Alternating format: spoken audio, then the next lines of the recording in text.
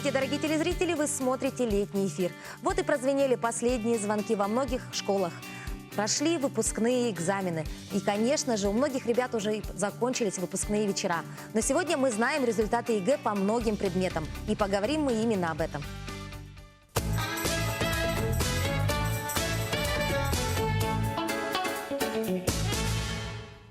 Что же такое единый государственный экзамен? Единый государственный экзамен – это форма государственной аттестации по образовательным программам среднего общего образования. С 2015 года экзамен по математике был разделен на базовый и профильный уровень. С 2009 года ЕГЭ является единственной формой выпускных экзаменов в школе и основной формой вступления экзаменов в вузы. При этом есть возможность повторной сдачи ЕГЭ в последующие годы. ЕГЭ проводится по русскому языку, по математике, иностранному языку, физике, химии, биологии, географии, литературы, истории и обществознанию, а также ЕГЭ проводится по информатике. Ну что ж, а в нашей студии сегодня ребята, которые сдали ЕГЭ. И сдали ЕГЭ не просто, а сдали ЕГЭ на 100 баллов. Давайте мы сегодня познакомимся. У нас сегодня в студии выпускники физико-технического лицея 2017 года. Рядом со мной ближе всех находится Денис Перетертов. Здравствуй, Денис. Здравствуйте. Серьезный Денис, да? ЕГЭ-то прошло уже, расслабься, да? Денис, по какому предмету ты получил 100 баллов? Русский язык. Русский язык. А какого числа ты сдавал его? 09.06.2017. Вплоть до таких, да, 09.06.2017. Да. Ну и расскажи, как ты готовился к ЕГЭ по русскому языку? Ведь русский язык обычно для мальчиков вообще дается очень сложно. Русский язык, литература, да, гуманитарные предметы. У тебя всегда была любовь к русскому языку или ты все-таки специально готовился к этому? Ну, русский язык мне всегда давался легко. И учителя, которые учили меня, они замечали вот то, что и постоянно говорили, что у меня врожденная грамотность, так сказать. То есть у тебя оно все-таки в генах, эта грамотность? Ну, скорее всего, я не знаю. Значит, ЕГЭ, оно все равно же подразделяется на несколько этапов. Вот что тебе далось легче всего? Легче всего эти тесты. Тесты по часть, да? По запятым. По правописанию, да? Да. А как насчет сочинения? Ну, вот знаете, я когда непосредственно, когда уже экзамен писали, сочинение, я так сильно разволновался, что аж хотел уже покинуть досрочно и в другой день прийти пересдать, потому что мне попалась проблема, по которой я вообще не готов был. Но я как-то выкрутился. Выкрутился? Ну, выкрутился неплохо, раз у тебя 100 баллов, да? Значит, все-таки терпение тебе помогло, не ушел с экзамена досрочно, да? Да. Хорошо, Денис. А вообще ты считаешь, что русский язык, как он? Ты брал репетиторские какие-то, да, услуги? Или все сам? Нет, я все сам делал. Сам? Да. То есть тебе хватило просто знаний, которые были по школе даны тебе, да? Да. Хорошо. Хотелось бы поблагодарить моего любимого учителя по русскому языку Ларису Романовну Дмитриеву. Да. Спасибо вам огромное, вы проделали огромный труд. Вот. И это дало свои плоды. Ну, я знаю, что в вашей школе результаты по русскому языку, они просто сногсшибательные, да? Значит, у вас более 20 учеников сдали ЕГЭ по русскому языку свыше 90 баллов. Мне кажется, это все-таки заслуга не только ребят, но а также, конечно, именно Ларисы Романовны, да? Но ребята кивают, потому что, видимо, у всех у вас хорошие результаты. Давай познакомимся с девушкой, которая сидит рядом с тобой. Это Юлия Отдушинова. Юленька, здравствуй. Какой предмет ты сдала на 100 баллов? Русский язык. Тоже русский язык? Да. И также тебя тоже подготовила Лариса Романовна? Да. Ну а как ты, вообще ты надеялась, что сдашь русский язык на 100 баллов, или все-таки у тебя были сомнения? Вообще у меня были сомнения насчет этого, но Лариса Романовна верила в меня, она считала, что я смогу сдать на 100 баллов, и вот получилось так. А то есть русский язык является твоим любимым предметом, одним из, или все-таки он тебе тяжеловато дается? Но, скорее всего, является, потому что он легко дается мне с самого детства, за что я благодарна учителю начальных классов Спиридоновой Елене Егоровне. Вот. То есть ты с начальных классов уже полюбила этот предмет, Да. И поэтому ты... А значит, когда ты сдавала русский язык, ты все-таки переживала или была уверена? Да, я переживала, потому что проблема тоже была для меня достаточно сложная. Но, тем не менее, я готовила ее за день до этого, поэтому все прошло хорошо. Все прошло хорошо. Тебе повезло, да? В отличие от Дениса, да, у которого проблема была совершенно в другом, да? А скажите, ребята, а как вот ваше личное мнение, да? Русский язык, если он не дается ребятам там в 9, в 10 классе, есть ли возможность с помощью репетиторов достичь таких успехов, каких достигли вы? Или все-таки нужно к этому готовиться на протяжении многих лет? Нет, его вполне реально за год выучить. То есть можно Ну, подготовиться, да? Я так считаю, да. А Юля как считает? Мне тоже кажется, что можно упорным трудом достичь этого. Ну, если каждый день заниматься. Ну, не каждый день хотя бы, не знаю. Юля, а помимо Конкретно. русского языка, какие еще ты предметы сдавала? Математика, общество знания, английский язык. Как много? И обществознание, английский язык, и результат уже тоже есть, да? Да. По английскому нет. Еще нет. Да. А куда ты желаешь поступить? Вообще, я хочу поступить в экономический вуз в Москву. Но пока еще не определилась точно, какой. А Денис, ты куда у нас поступаешь? Ну, хотелось в Москву, потом я как его, мои баллы не проходят, короче, туда, куда я хочу. Даже И, стубальнику тяжело поступить в Москву, да? И- А на какой факультет ты хотел поступить? Ну, информационные системы и технологии. То есть и сейчас в Москву ты не проходишь, у тебя есть запасной, наверное, какой-то вариант, и это Питер. Питер. Политех Петра, скорее всего. Тоже что-то связанное с информационными технологиями, да? Да. Юля, а скажи, при выборе профессии ты все-таки больше, думала о своих интересах, или все-таки тебе, были у тебя наставники, которые советовали тебе, что тебе нужно пойти именно в экономический вуз? Ну, вообще, скорее всего, на меня повлияла моя мама, потому что она сама... Ее профессия тоже связана с экономикой, и мне стало интересно. И, в общем-то, в принципе, мне было интересно. Да. Ребята, скажите, при подготовке к экзаменам волновались, наверное, очень сильно, да? Ночами тоже готовились, или все-таки более у вас был такой образ жизни, когда вы отдыхали? Я ночью перед экзаменом мало спал. Ты мало спал, потому что готовился или от переживаний? Потому что и то, и другое. И то, и другое. А Юля как?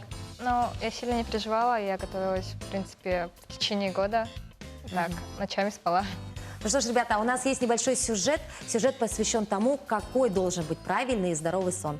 Смотрим. Во-первых, сон помогает предотвратить диабет и болезни сердца. Каждый человек хотя бы раз в жизни испытывал проблемы со сном.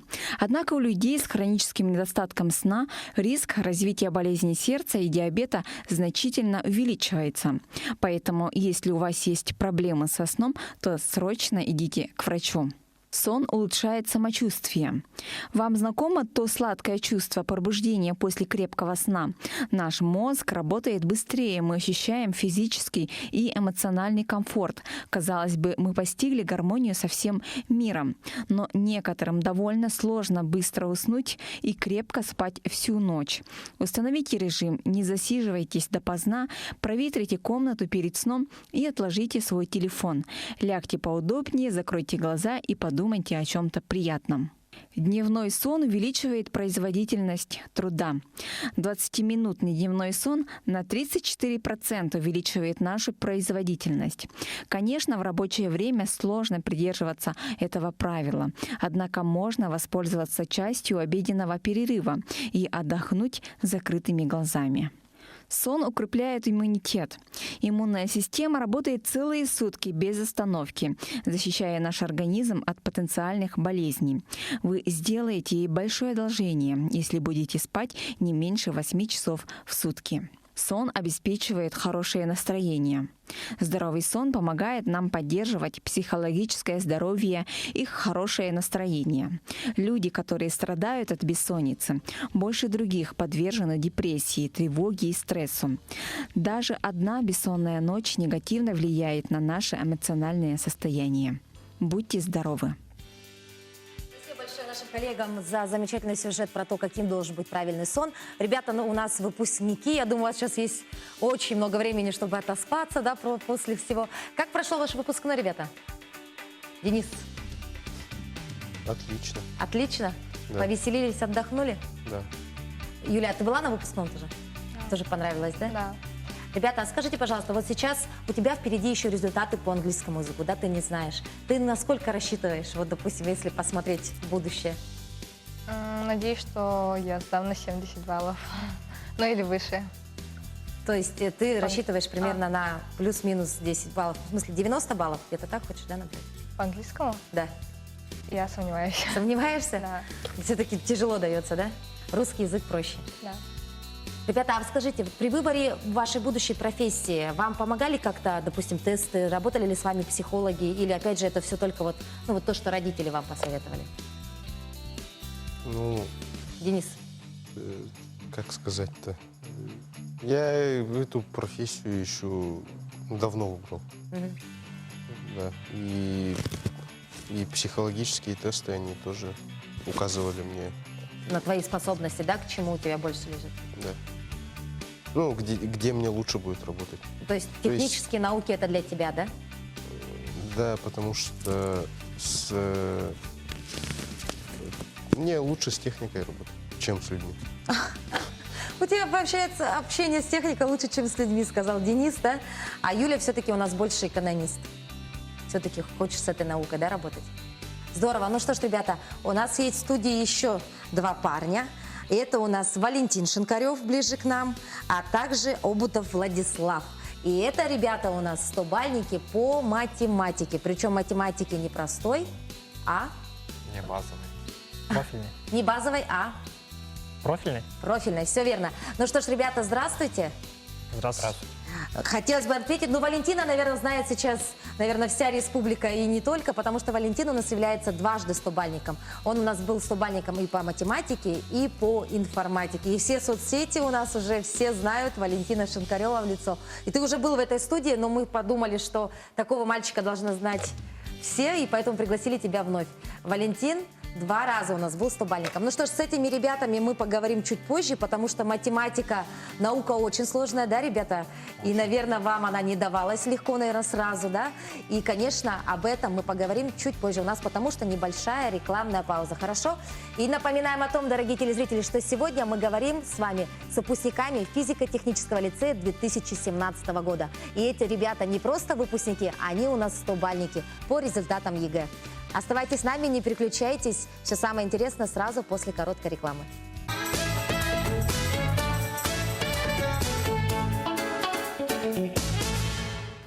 Ну что ж, мы продолжаем наш летний эфир, и сегодня говорим мы об одной из самых актуальных тем на сегодняшний день. Это результаты ЕГЭ. ЕГЭ по русскому языку у нас результаты были только в пятницу, и многие родители сидят до сих пор, ожидают результатов по английскому языку, скрестив пальчики. Ну а в нашей студии уже те ребята, которые знают свои результаты, и они могут вправе ими гордиться, ведь у нас сегодня 100-бальники. И до ухода на рекламу мы познакомились с вами с ребятами. Валентин Шинкарев, а также Обутов Владислав. Валентин, ну ты у нас дважды 100-бальник, уже, наверное, рассказывал всем о том, как так у тебя получилось. Вообще, был ли ты готов к этому? Да. Да. То есть ты был уверен в том, что у тебя и там должно быть 100 баллов? Да, я сказал, то, что у меня будет 100 баллов. Хорошо, а вообще, если сравнивать математику и информатику, легче тебе что далось? Информатика. Информатика, ЕГЭ было для тебя легче? Да. С математикой пришлось еще немножечко попереживать, да? Нет. Переживаний не было вообще никаких. Ну, до экзамена были переживания, а после уменьшились переживания. Мгм. А скажи, пожалуйста, пользовался ли ты услугами репетиторов? Нет. Нет. То есть тебе также хватило своих знаний и знаний тех, которые тебе дала школа, да? Да, хотел. Как ТЭЛ здорово. дает хорошую базу знаний. Но у вас такая достаточно сильная школа именно по техническим наукам, да? Да. И скажи, у тебя всегда были пятерки по математике, информатике? Нет, и двойки, и тройки бывали. И Потому двойки, что, тройки, да? ну, конечно, это школа у нас такая, то, что планка качества высокая. Мгм. И просто так хорошие оценки не получится получать даже мне. А скажи, пожалуйста, все засмеялись почему-то, да? Видимо, понимаете, о чем идет речь, да? А скажи, а в 9 классе же сейчас есть тоже форма, да, экзамена, как ОГЭ. Ты как его сдавал тогда? Тоже были хорошие результаты? Да, почти максимальный. Вроде по какому-то предмету максимальный результат, по информатике вроде, а по математике 1 балла не хватило, что-то такое было. Ну, я точно не помню. А ты с рождения такой умный, да? Да. Это все-таки, скажи, родиться умным нужно именно это генетика или все-таки это упорный труд и, конечно же, школа, в которую ты попадешь? Или все-таки... Это все вместе, да, это и генетика, и окружение, да. У меня очень умные друзья, как Владислав и Денис, так что мне очень повезло. Вы являетесь... То есть ты считаешь, что если бы ты учился в простой школе, возможно, у тебя Да. бы не получилось Я таких считаю результатов, так. да? Ну скажи, теперь тебя узнает вся республика. Каково это быть знаменитым и вот проснуться, как говорится, по щелчку, и чтобы все знали, и все средства массовой информации только и писали. о Ничего тебе? не изменилось, как остался таким же примерно, ну, может, чуть больше людей знают меня. Результаты по всем экзаменам у тебя уже известны, да? Да, И ты уже даже знаешь, куда ты поступаешь. да, И ты уже проходишь по баллам. нет. Нет? И даже тебе, двукратному 100-бальнику, и то тяжело будет поступить, да? Ну, я не по ЕГЭ, наверное, буду поступать, а по Олимпиадам. А, ты еще у нас олимпиадник же ведь, да? Да. А скажи, куда ты планируешь поступить, в какой вуз и на какую специальность? В ЭТМО на прикладную математику и информатику. Вот Или можно на аббревиатуру аналогичную. Это Институт механики и оптики в Санкт-Петербурге. А скажи, как ты вообще вышел на этот университет? Вот сейчас просто настолько много же рынок вообще вот образовательных услуг, он огромен, да? И ты, наверное, сидел и Ну. выбирал, да, как-то вот определенный университет. Как ты об этом узнал? Ну, он меня привлек сильно. То, что ну, он хороших специалистов обучает. Престижный, да? Да, и, наверное, ну, чтобы легче учиться мне там было, там условия хорошие. Мгм. А вообще, скажи, пожалуйста, у тебя в семье есть младшие братья или сестры? Да, есть. И они сейчас также являются учениками именно ФТЛ или нет? Нет. Нет, они учатся в других школах. Да. И они тоже умные или нет? Или немножечко Ну, им сложнее я- дается обучение? На этот вопрос не могу ответить. Но у них хорошая успеваемость в школе? Да, хорошая. Да. Но ты для них, наверное, ярый пример того, каким должен быть выпускник именно, да? Они гуманитарии. А, они гуманитарий. Ты единственный математик такой в семье, да? Ну, здорово. Значит, возможно, твои братишки и сестренки будут, да, стубальниками по гуманитарным, да, предметам. Ну и давайте поговорим теперь уже с Владиславом. Владислав, здравствуй. Поздравления мои тебе. А как у тебя прошел единый государственный экзамен по математике? Какие оставил он тебе впечатления? Ну, подготовка шла упорно, вот, почти каждый день готовился. Ну, на экзамене я вот думал, то, что наберу как минимум 90 баллов. Вот, уверенность такая была. Вот насчет 100 я даже вот не думал. Вот думал, где-то вот в пределах 90 будет. Мгм. Ты также, тебе достаточно была школьная база или все-таки репетиторы тебе помогали? Ну, готовился я только в школе и дома, вот, без репетиторов. Мгм. Как здорово, ребята. Мне кажется, это такой огромный показатель, потому что ведь многие ученики даже с репетиторством-то сдают с трудом, да, результаты ЕГЭ не самые лучшие, а у вас вот просто школьной базы достаточно было, да? А скажи, пожалуйста, Владислав, ты куда поступаешь и кем ты хочешь стать в будущем? Ну, думаю поступить на вуз, связанный вот с информатикой и математикой. Вот, профессию тоже связать с этим, с IT-технологиями. Не поедешь ли ты вслед за Валентином? Ну, есть вариант, да, вот с ним поехать тоже. То есть в этот же, примерно в Да, этот же вуз, да? МИТМО, да, но на другие специальности.